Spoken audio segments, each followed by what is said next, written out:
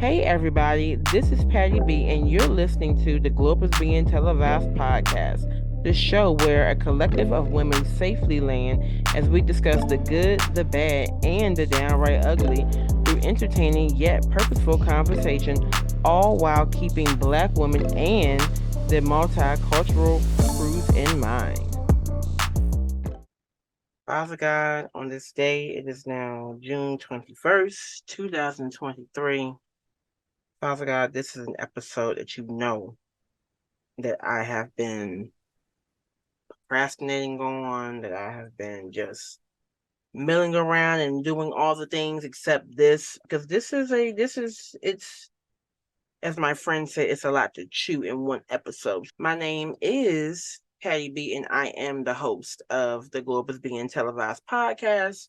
This is season 1. I took a break because I had to it all rested on this one episode. So my girlfriend, not my girlfriend, but my friend Siobhan slash podcast producer, she came in and we actually did it was a value packed bartering agreement.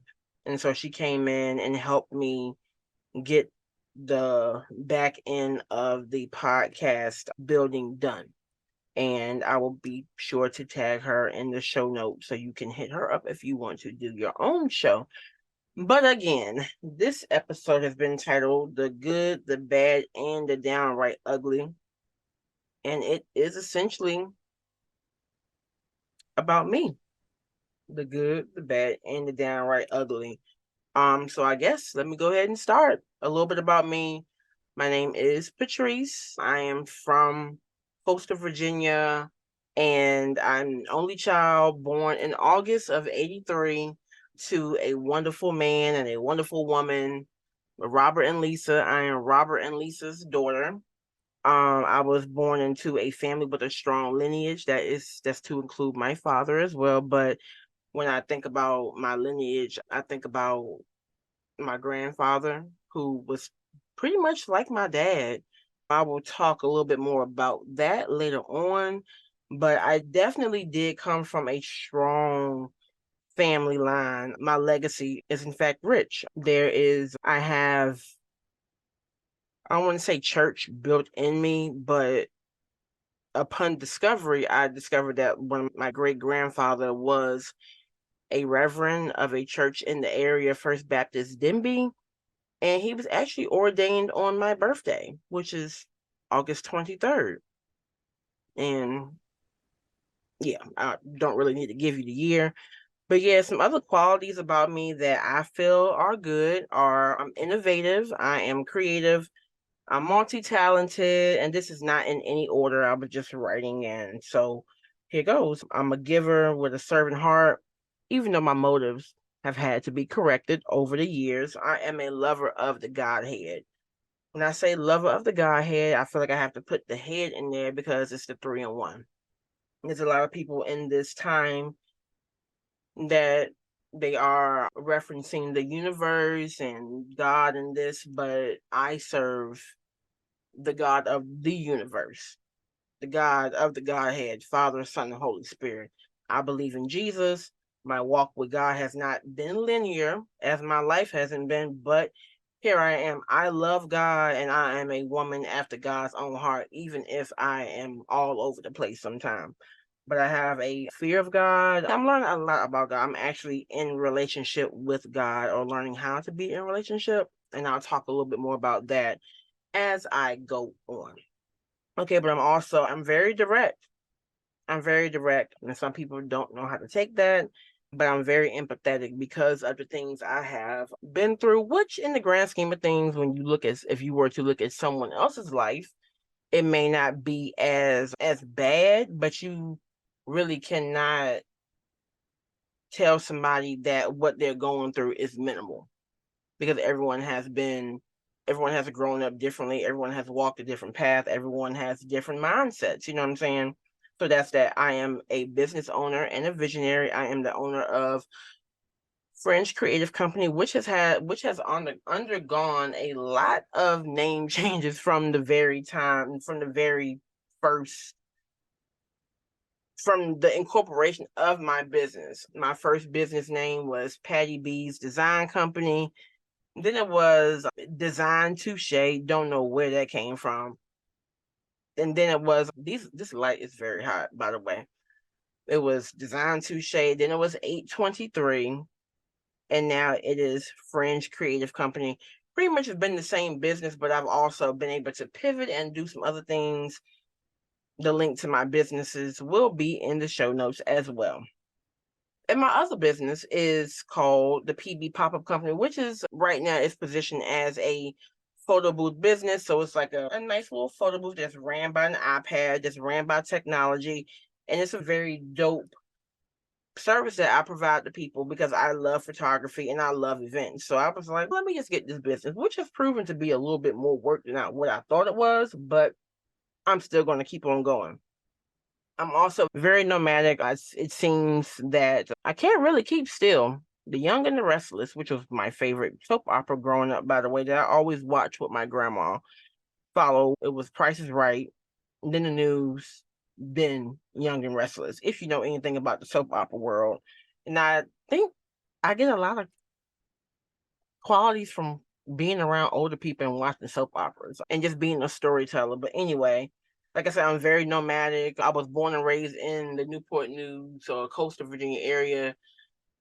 Newport News, Virginia. I've been here all my life minus 1 year.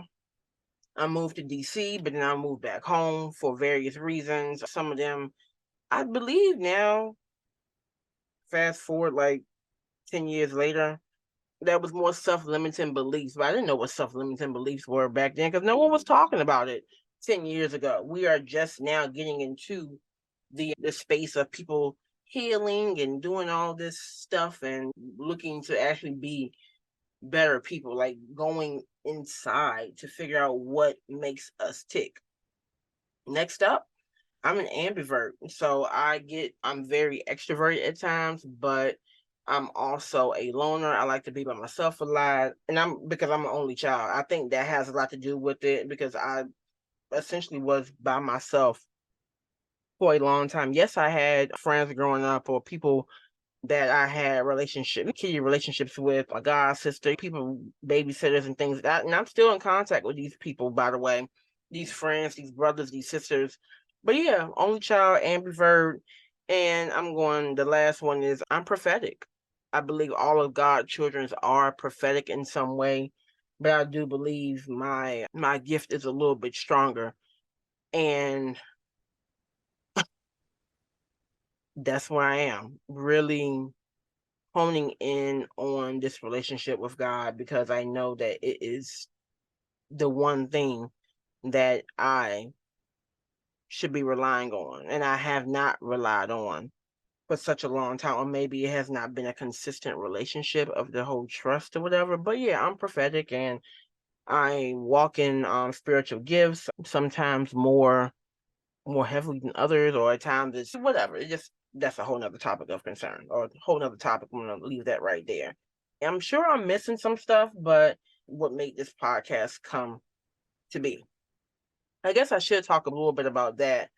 This podcast came out from a project that I was doing that I had to do for a master's program. And I forgot the assignment, but at that time, this was like 2018, 18 and 19. And so at this point I was not working for anyone but myself and I was in school. And at this time it was really like, why did I leave this job? What am I doing? I still had my house at this time. I was single at the point, single meaning not in a relationship, still not married. But yeah, this podcast years later, 3-4 years later, came from an assignment from an MBA program. Got my master's in digital entrepreneurship, just to let you know. Not oh, let me tell you what I do, but no, just a little side note. That's how this podcast came to be, and it's still growing, y'all. But let me go ahead and segue into the bad because you know what, y'all, we are not. No one on this earth is perfect. We have temperaments, that we have good stuff in us, we have bad stuff in us, and it's just learning how to balance all of that. And that's part of the glow up, y'all. but more so about the bad part of me. I don't think I'm a bad person though, but I do have some qualities that need to be watched and like just watched out. I do have this in a bullet form, but I'm just going to read. And so I have that I can be a bit too direct. I'm just going to go straight into it. So, AKA my mouth. I know that the mouth speaks life and death, and I know I have spoken a lot of life over my life. I have spoken a lot of life over others' life. I know I have spoken some death over my own life. Not death in the sense of, I hope I die or nothing like that, but just a sense of letting those self-limiting beliefs talk a little bit louder than they need to be. And then that's just a lot. I know that because I've been direct, I know it has been very off-putting to people, but I know that God is going to use this mouth of mine. I don't know how. I think he's using it now. If one person listens to this podcast and grows and takes their time and does the hard work to not look at me, but yeah, look at me like, okay, if she's strong enough to do this and I know I can do it. But yeah, I'm mouthy. I'm spicy. I'm very mouthy. I'm spicy, y'all. I'm spicy. And again, I say, I'm direct. I can get very overwhelmed easily. I think this has been something that has happened over time because no one starts out their life as a kid being overwhelmed. Like it's just something we grow into by doing too much, by being a lot like Martha and not Mary, not really seeking God first in everything that we do. And I'm still learning that, y'all. I'm still learning how to seek God first above all things, whatever. And I'll talk about my relationship with God a little bit later on. Actually, it's a few points down, but I because of different things, because of my mouth, because of my childhood, growing up an only child, the girl was a little bit promiscuous, maybe a lot at one point, especially during college, going to a school close by. I went to ODU, but still going from a sheltered lifestyle. My mom didn't really shelter me, but it was a complete 180 when I went to college and being in a co-ed dorm and all. Fill in the blank, y'all. But I had fun doing it. I did. I'm not gonna front. I did have fun having fun, whether it was a party or going out and meeting some guys or whatever. I did. I'm not even gonna front that life, that promiscuity was a little bit fun.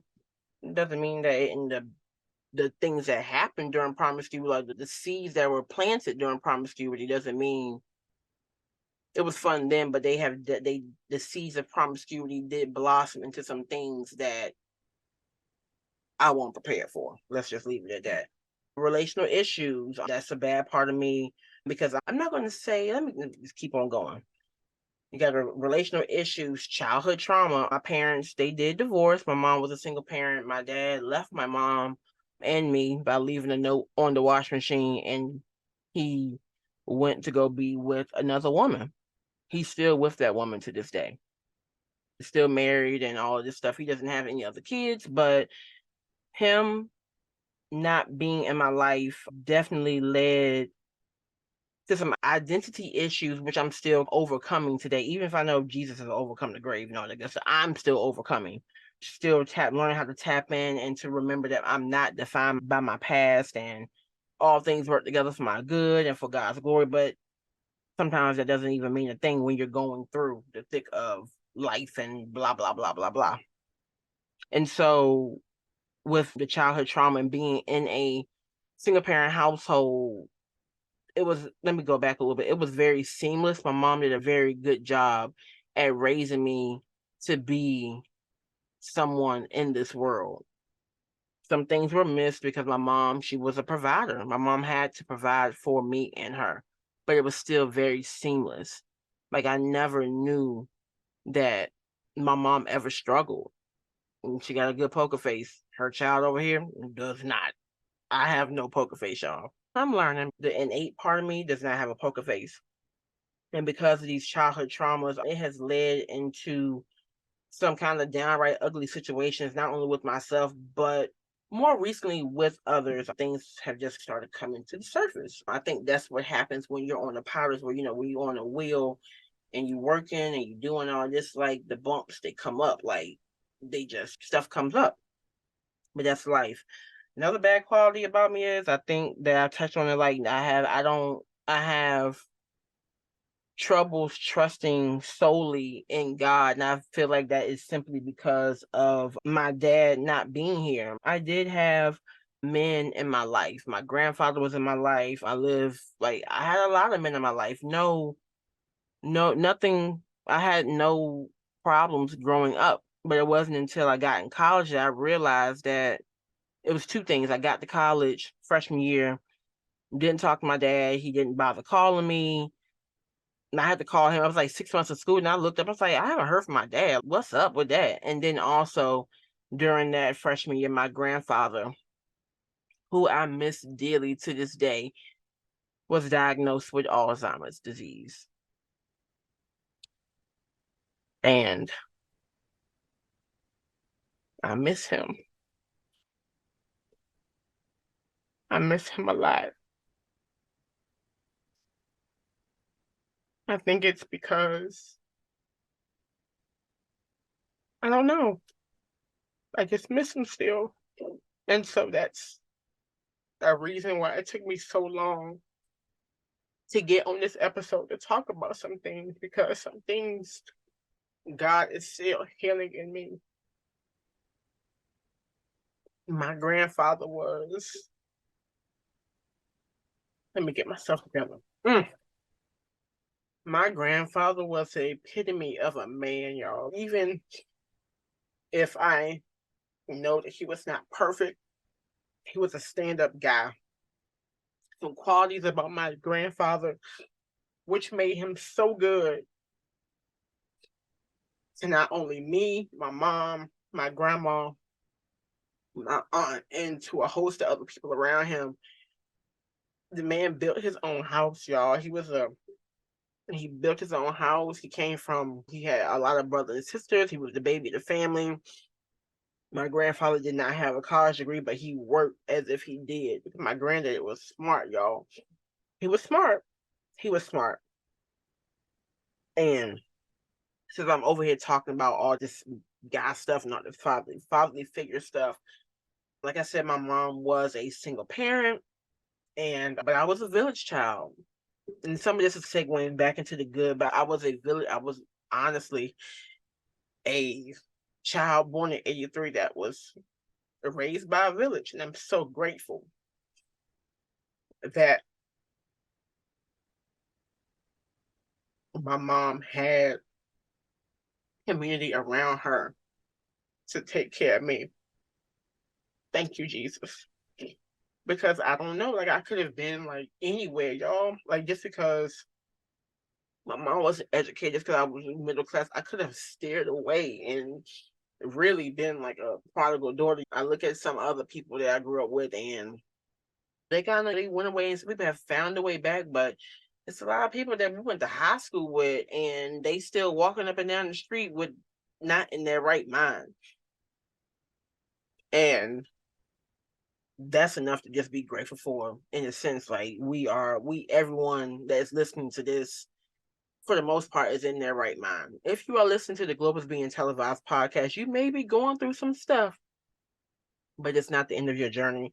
I can testify to that because I'm still standing, y'all.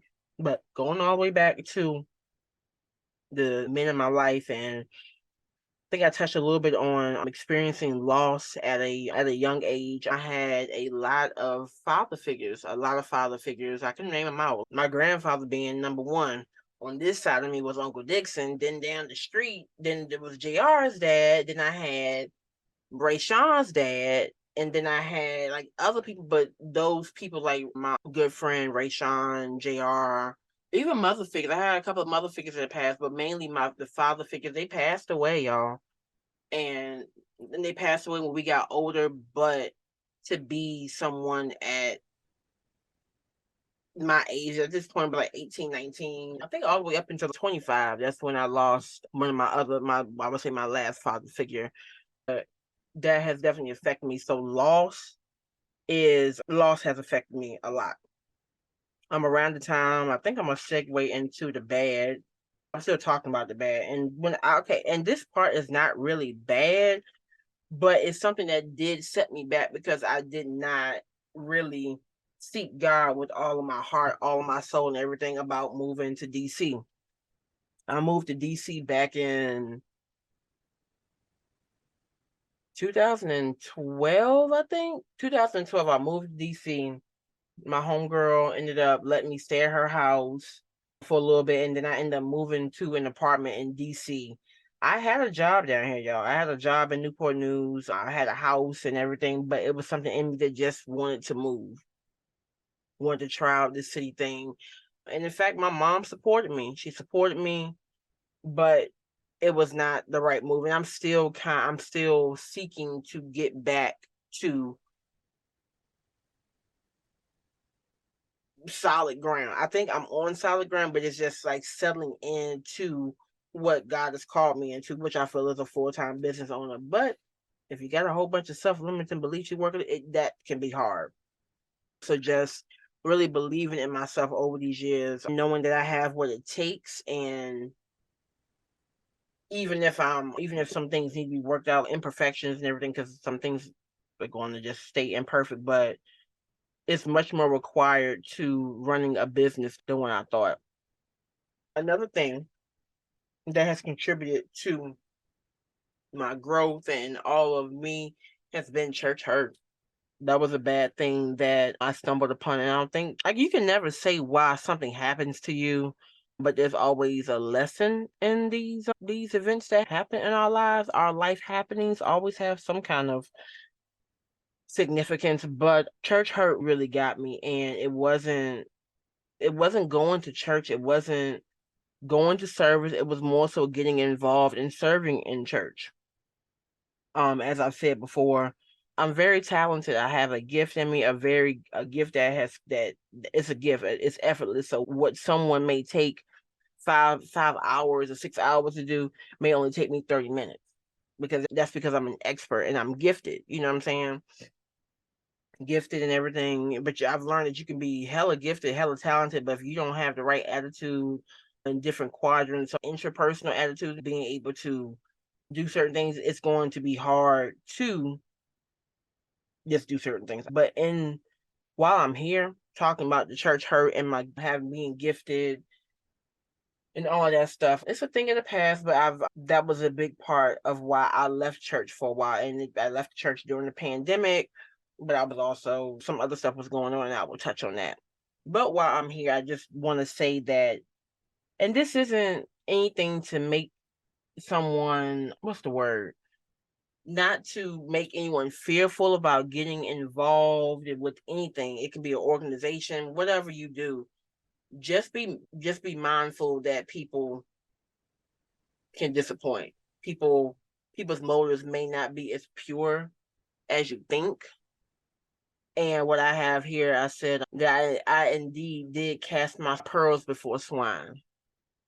And as I bring up this situation, it's really not to put anybody on Front Street, but it's hard to give your gifts or to donate your gifts willingly, and then on the back end, like, that person still does not look out for you.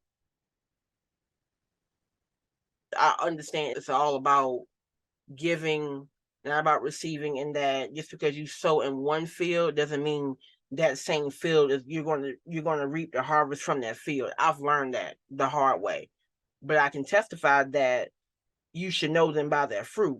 I've worked several people within ministry, and I have one ministry that I work with all the time. I will donate my time, my service, because I know it's good ground that I'm sowing into. It's very comforting to know when you can trust somebody with your God-given talent.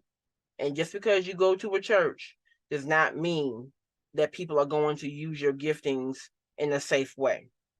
A lot of times I'm not going to say you will get pimped, because either you serve or you don't, but a lot of times people will use what I said, pastors and church leaders are quick, or can be quick, to use you for your gifts for free under the guise or facade of servanthood. And so just watch and be mindful. There's going to be some things you may, as I said, we are all prophetic, all God's children, we are prophetic. People just sometimes use it for different ways, but we are that intuition, that inkling in your spirit. Sometimes a lot of times that's God talking to you. And the last thing, I think I touched on that. The bad part about me is I'm good, but could be bad. I'm very nomadic, so I'm known to leave a job quick, with reason though. I'm a catalyst. This isn't a bad part of me, but I am a catalyst, y'all. I like to go in and change it. That's just in my innate nature. I can't help it. I can see what is not wrong and I want to go and fix it. But in turn, I have become a fixer. And this goes back into relationships and things of that nature. But I have tried to fix people in relationships, mostly men. I don't really know. I've never really tried to fix my girlfriends, nothing like that. But men, oh honey, for some reason, the ones that need the most help seem to come find me. But anyway, let me just go ahead and segue on into the downright ugly. The downright ugly in me. Everyone has a side to them that they don't want anybody to see. Unfortunately, people have seen my downright ugly side because it has been posted on social media and stuff like that. But you know what? I don't care.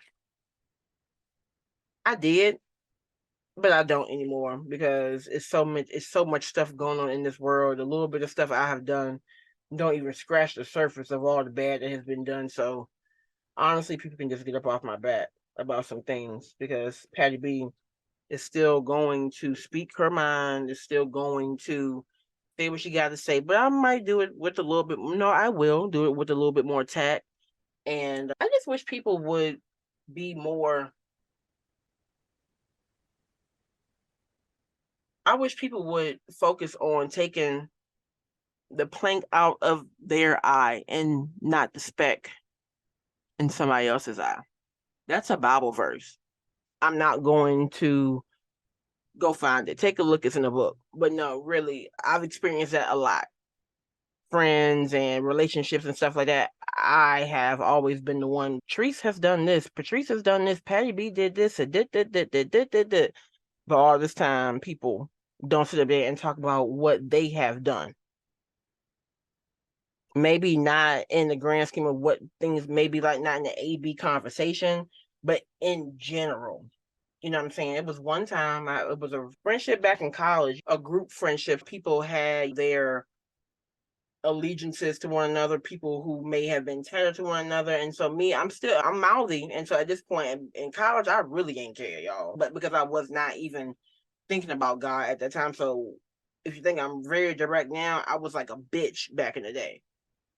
Don't even need to bleep that out. But yeah, I was really a mean girl, bitch, whatever you want to say in college. Like just but I was never a bad person. There was a situation that happened in school where I had pretty much a whole group of people stop talking to me. But still to this day, some people that were doing the same thing that I was, they still in relationship with these people. Do you know she talk that shit about you too? Yeah. But moving on. It's been a lot of that. So loss keeps on coming up in my life, right? Yeah. Loss of friendships, loss of everything. But anyway, let me go on down to this downright ugly. And so what I have right here, starting out, I'm gonna read a lot of this. I put healing is not for the faint of heart. Ask me how I know. And so I'm going to start this downright ugly journey. I'm starting around the time of the pandemic. During the pandemic, right before the pandemic, I was in a relationship and I end up moving in with this guy. I left my house at that point because I could not afford to stay at home. I couldn't afford to live in my house and I did not have the confidence. I didn't have the confidence to run a business full time because at that point I did not want to do graphic design full time. I had not picked up a camera. I had not done any of that. I hadn't done any of that at that point. So it was only graphic design that I knew. But it got down to a point all during the pandemic. I was like, actually, before the pandemic, I did take some photos of some people, and I was like, oh, I like doing this. And God has just blown on that, y'all. But I'm gonna go back to that. Maybe I'll talk about that in another episode, not right now. But if you go to my website, you can see my work and see how photography has definitely been a blessing to my business and to other people. But back in 2020, so I moved in with this guy. I was in it, y'all. I was in it. I fell for this guy quickly because at that point, he gave me what I wanted. Like he was consistent. At this time, he was romantic for the most part. He was down in the military. And I still love him. Let me just put that out there. I still love this man. But just because you love someone does not mean you need to be with them. And I was just listening to my sister friend Nina talk about that on her show, which is called Morning Light, aka the Baldhead Queen. I'll tag her in the show notes as well. But yeah, during the pandemic, I experienced an early term miscarriage, y'all. And I didn't know. I hadn't really my period had always come on time. And the way I found out that I was pregnant was my friend had sent me a box of baked goodies in the mail. And when I tasted the icing, like this tastes like plastic. And so of all people, a man pointed out and asked. He was like, is Patty pregnant? And so I was like, nah, I'm not pregnant. Because all these years I had been going back to the first part of the bed. Like I was promiscuous. Let's be real. Sometimes I use protection. Let me go back. Most of the time, all the time, minus the times when I was with people like boyfriends, you know what I'm saying? Protection won't use. This is the globe is being televised. If you are on this podcast, more than likely 9 times out of 10, you have not used a condom every time you had sex too. So don't judge your mama. Not me. But I praise God that I'm still here. You know what I'm saying? All that. You get what I'm saying. But yeah, June 2020, we was going down to North Carolina to go pick up my ex-boyfriend's daughter for Father's Day weekend, y'all. And the only reason I told him at that time was because I knew something was going on with the pregnancy. Pretty much what happened was my HCG levels were not going up. So as soon as I found out I was pregnant, I quickly found out that it was a non-viable pregnancy and that it was an ectopic pregnancy. So the baby, the embryo, the cells, my baby was born in my fallopian tubes. So I went in and I had a conversation with the doctor. It was very quick. She was a Black doctor, y'all, and that was the bedside manner in that situation. Now I understand, but to tell someone that they're pregnant and then that they're not, you got to make a decision if you want to be put under for them to cut you or to take medicine to. And I'm sorry, this may be a trigger for some people. I'm sorry, but this is my story. If you need to, but I had to make a decision like 24 hours, y'all, less than 24 hours. I had to make a decision on how I was going to get these cells, this baby, this embryo out of my body. And it rocked my world. It rocked my world, but not right away because remember, all this happened. This happened with my ex-boyfriend's daughter being in the house. Like I'm going through passing the baby or dissolving, whatever you want to call it. I don't know. I still haven't found the word dissolving a pregnancy with someone that doesn't even know. So I'm having to hold my shit together for the sake of somebody else that I don't even know in the house. Okay? So that's why I quickly went right back into doing what it was, like being wifey, like playing house, doing this, making sure he good, but not taking care of myself.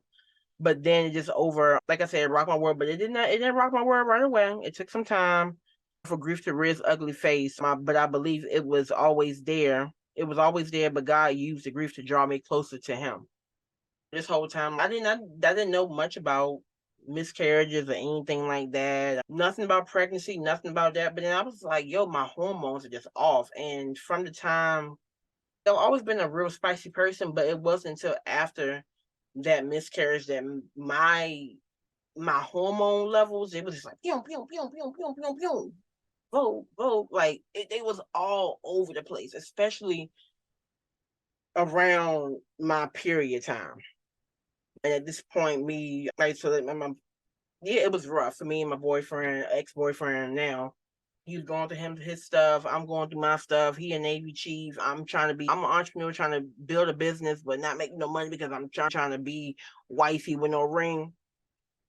Now, anyway, it's amazing what God can give you when you ask for it. This right here, what I'm talking about, has really shown me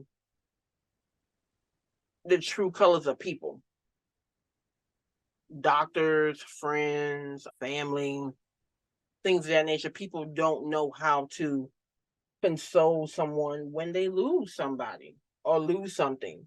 But in my case, it was a very lonely journey for me in the miscarriage. It was hard all the way up until last year, and to actually be rolling up on the third anniversary on the 23rd in 2 days, y'all. And so I'm not really bracing myself for it. It's like I know it's there. My body is like, it happened, but I've also made a lot of peace with losing the baby because who knows? Like, I don't believe my child would have come into this world and been introduced to a peaceful environment. They would not have had a peaceful mother. It just wouldn't have been right. While I know there are plenty of children that are born into this world into very bad situations, I'm going to count this one the favor of God on my life for taking my child. And I know I'm healed with this because I'm not crying. I may cry a little bit, but I'm grateful to God that I'm here, my body is here, and that if I were to have the child, if it got to that point, that I would not have been a statistic to death at childbirth because it's definitely running rampant in the Black community, which I also think is a spiritual thing. The enemy is after Black people, y'all. African American people. I'm not talking about Africans, but he's after the people that helped build this country.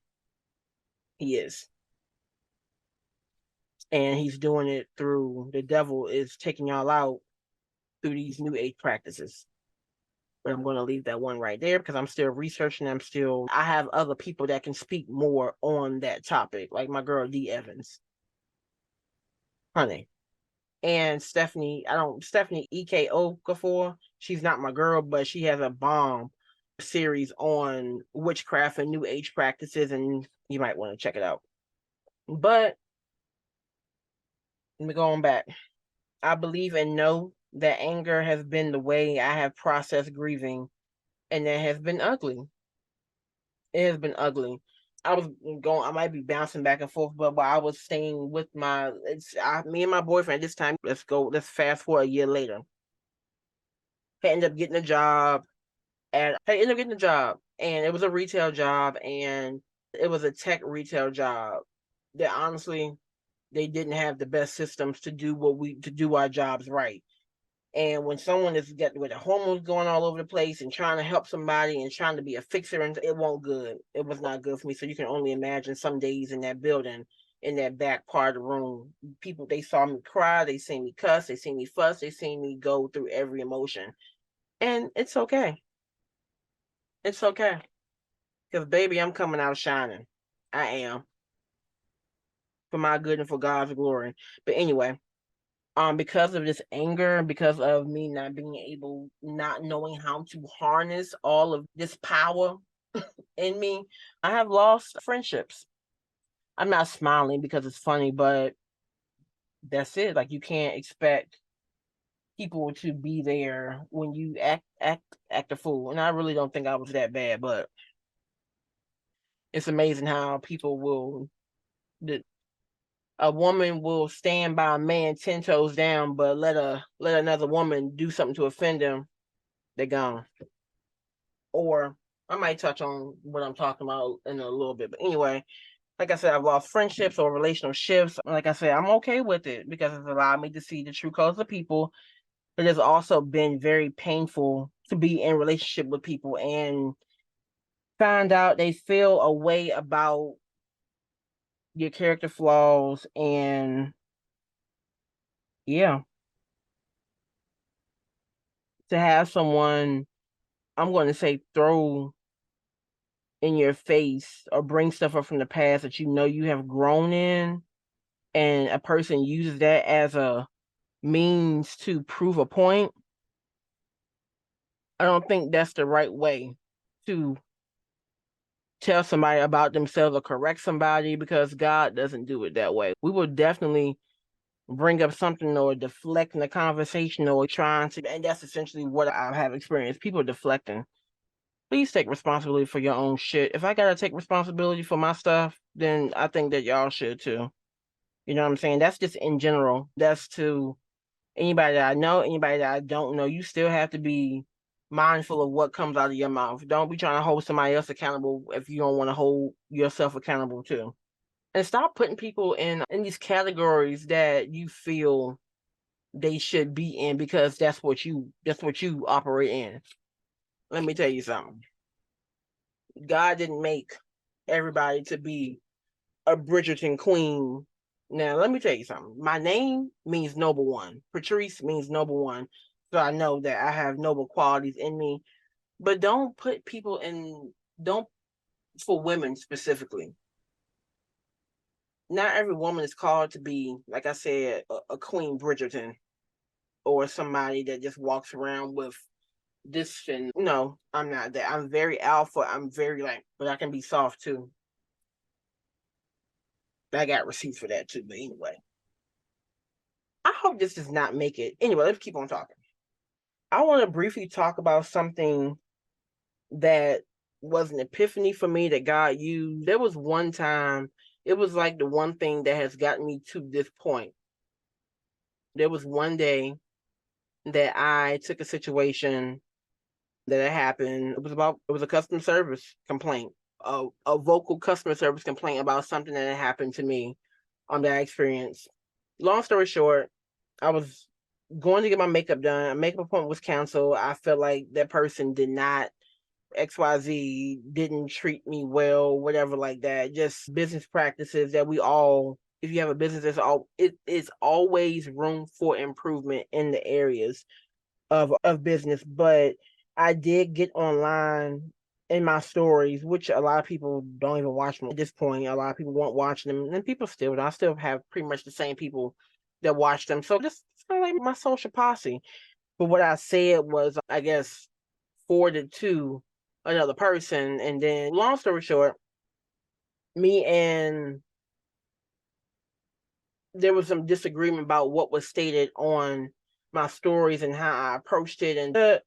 And a moment in history where it was not my finest moment at all was taken, and what I feel just blown out of proportion through a text.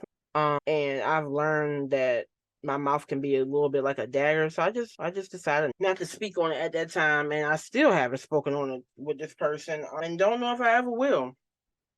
You know what I'm saying? I think it's silence is golden and all of that stuff. But I'm gonna move on from that. I think I touched on everything for real, but the downright ugly of me has really brought me closer to God. I'm not gonna say to the feet of Jesus. I'm still growing. I'm still learning how to pray consistent. I'm still learning how to be consistent in this thing called life. And I feel like a lot of my not stellar moments, my downright ugly moments, were pretty much because I did not check in with God. I did not vent to God about a lot of things where I vented to where I thought was safe places and things of that nature. But in the grand scheme of things, I should have been. I think that's what God has been trying to point out to me all this time. Like, you confide in me. If you have a beef with somebody, you don't go and talk about that person to another person, no matter if it's just venting, if you're looking at that as like a therapeutic moment, you just having girl talk, you come to me. And that's pretty much evident in the book of Psalms. David definitely was a man after God's own heart, but he definitely cussed some people out in that Bible too, without saying a cuss word. Talking about, I wish you killed your kids and just but then after that Selah moment, he came back and was like, what's up, God? You my man. Thank you for being so great to me. You are my refuge. You are my fortress. You are all of this. And that's just an example of why it's best to seek God in all things, even if I'm still learning, to not cling to people, not cling to circumstances. Like, really, God is it. And for me, it's God. Like I said, the Godhead is nothing that a stone or some smoke or a moon can do for me when I know that the guy who makes the smoke, the guy who produces the water, the guy who does this, the guy who does that, he's the one that sets all this in order. So it's redundant. It's like a spit in God's face. You really gonna turn to it. And this is for me.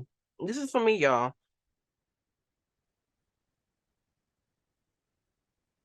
Clinging to the things of this world, whether it's fashion, whether it's drugs, weed, cocaine, whatever you do, whatever your poison is, like, it's never gonna beat the real thing, y'all. And I'm overcoming some areas of habit, and it can be hard because we cling to those things and we idolize, or yeah, just do a lot of things that ultimately take our eyes off of God and what He's doing. I am Patty B, and I have shared my story about the good, the bad, and the downright ugly. I pray that if you listen to this, whenever you listen to it, as you listen to my story, I pray if you can take anything from it, if you do, just look at me and know that it sounds cliche, but there is light at the end of the tunnel. We are in very tumultuous times in this world we live in, and I firmly believe that the victory has already been won. If this is what we see in the natural, can you imagine what is going on in the heavenly realms? This is not all what we see. These trees, this grass, these cars, these men, these women. It's all a vapor, y'all. It can be here today and gone tomorrow. If you're having a bad time, get ready for the good times, because that's just the ebbs and flows of life, y'all. But what happens is sometimes the ebbs and flows of life can be too much for people. And that was one thing, like, that I wanted to mention. In closing, be mindful. Like, you don't know, like, you think you know people, but people like me, people will not tell you like their inner workings, like things that have happened to them that really takes relationship. And it's crazy because a lot of things that I have processed recently have been talked about with people that I've known for less than 5 years. Some people less than a year. So you can't dictate relationships off of tenure. And I certainly hope that you enjoyed listening to this episode. That it was, if it wasn't one thing, I know this is my story, is sharing more about me, not to be not someone to be understood, but just to kind of get some things off my chest so I can move on with my life. And I think that's taken place. think it came a little bit off when I cut this hair off last week. And I feel like I'm in a good space right now. Even if some things are in the unknown. But this is Patty B, and I am signing out of this episode. Thank you so much for listening. If you enjoyed this episode and you would like to help support the podcast, please share it with others, post about it on social media, or perhaps leave a rating and review. To catch all the latest from me, you can follow me on Instagram at The Globe is Being Televised. Thanks again, and I'll see you next time. Toodles!